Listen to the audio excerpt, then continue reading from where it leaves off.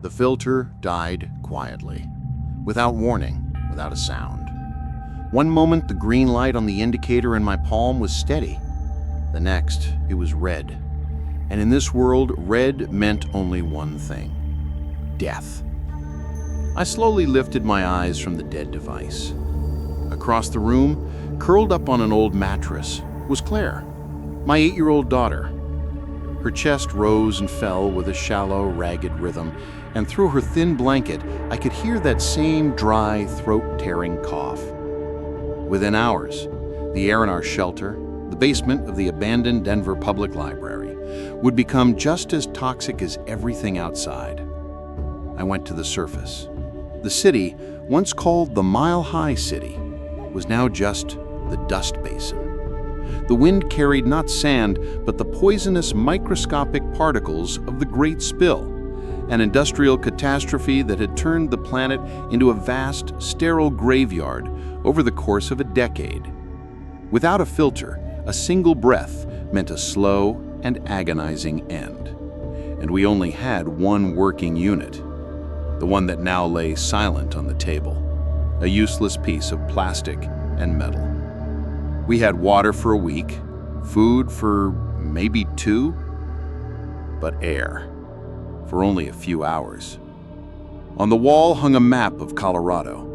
A single point was circled in red marker: the Hoover Dam, now known as the Exchange, the only place within 100 miles where you could still get filters.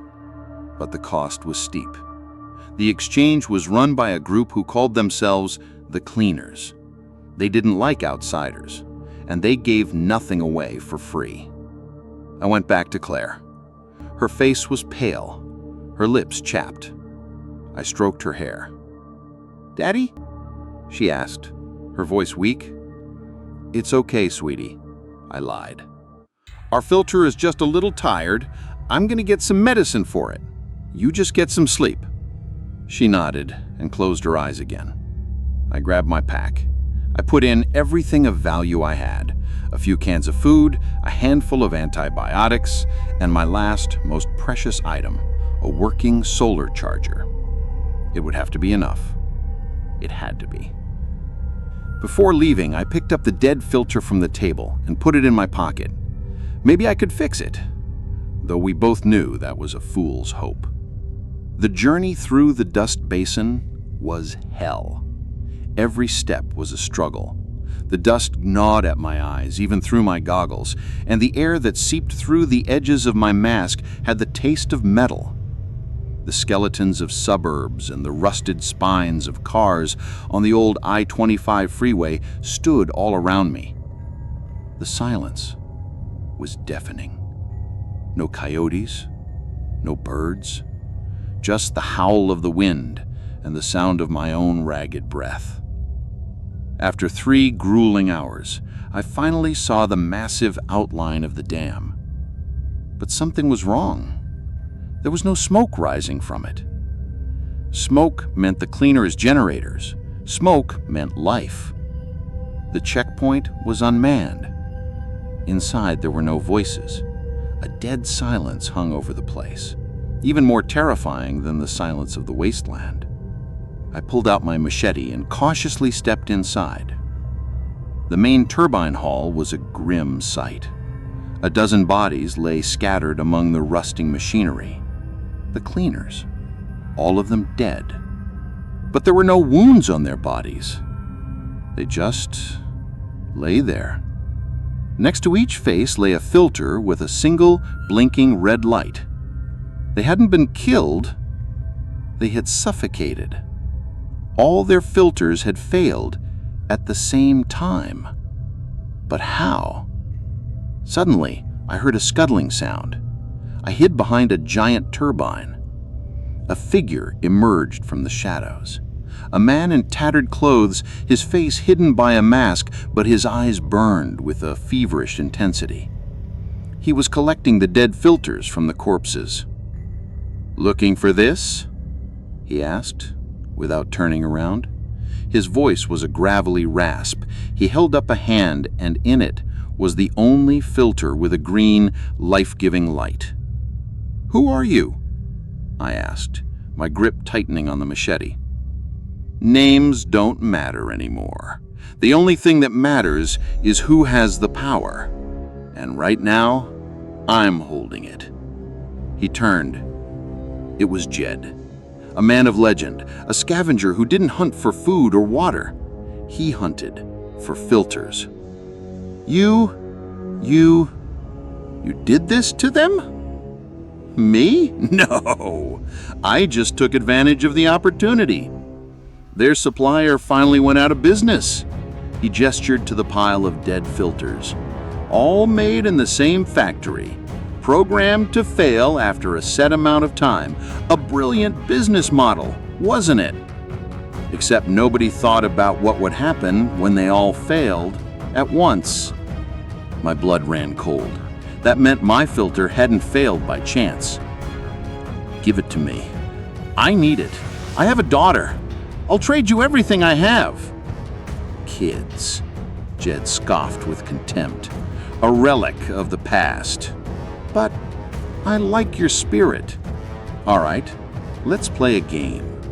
I'll hide the filter somewhere in this hall. You have 10 minutes to find it. If you find it, it's yours. If not, then I'll take everything you have, and I'll leave you here with your new friends." It was insane, but I had no choice. My own filter was already beeping, warning me that my time was running out. "Deal," I agreed. Jed laughed, tossed the working filter into one of the many rusted metal crates, and gave it a shove, mixing it in with dozens of others. A frantic race began. I lunged for the crates, tearing through them, throwing aside old tools and junk. Time was dissolving. 5 minutes, 2 minutes. The inside of my mask fogged up, and it was getting harder to breathe. Jed stood back and watched calmly, savoring my panic. With 30 seconds left, my filter began to shriek, a final, piercing alarm. I was about to give up when my eyes fell on the dead filter I'd stuffed in my pocket before I left. And then an idea hit me, brilliant and insane. "Time's up," Jed said calmly, and started walking towards me. "Not yet," I answered, pulling both filters from my pocket, the dead one and the one from my face. I was an engineer. Before the world fell, I worked in Silicon Valley. Jed stopped. He watched as I used a screwdriver to pry open the casings of both filters. The microchip from my expiring filter was fine, but its battery was nearly dead. The battery from the broken filter was full, but its chip was fried. A few seconds. That's all I needed. My fingers trembled, but I worked fast. I removed the fried microchip. In its place, I slotted in the working one. Jed realized what I was doing and charged at me, but he was too late. I snapped the casing shut.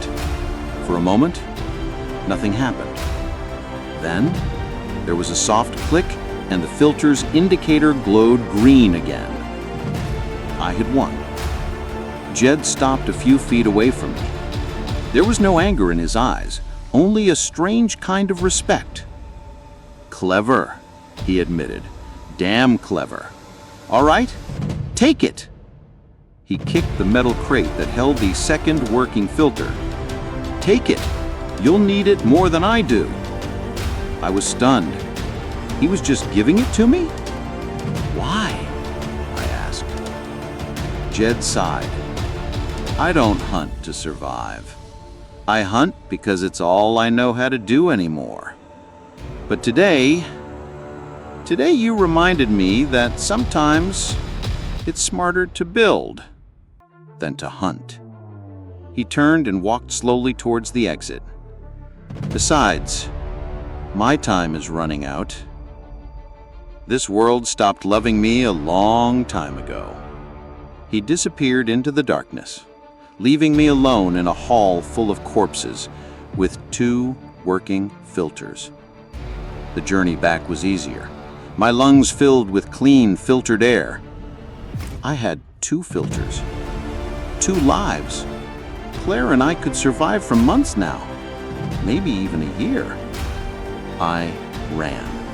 I ran back to our shelter, my heart pounding with joy and relief. "Claire, I'm back!" I yelled, opening the heavy basement door. "I got it! We made it!" But the basement was silent.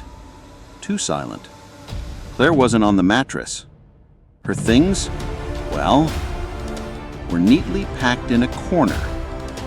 And on the table, next to an extinguished candle, lay a piece of paper. It was a drawing. It showed 2 stick figures, a father and a daughter, holding hands. But they weren't standing in the ruins. They were standing next to a house with a window, and the sun was shining through it. And there were birds in the sky. I turned the paper over. On the back, in uneven, childish letters, was a single sentence. "I'm sorry, Daddy. Jed said his friends have a place where you don't need filters." And then I understood. All of it. The game, sparing my life, the second filter. It wasn't random. It was a plan. Jed didn't hunt for filters. He hunted for a future. He hadn't taken my life. He had taken my reason for living. I stood alone in the silent basement of the library. In my hands, I held 2 working filters, 2 tickets to an empty existence.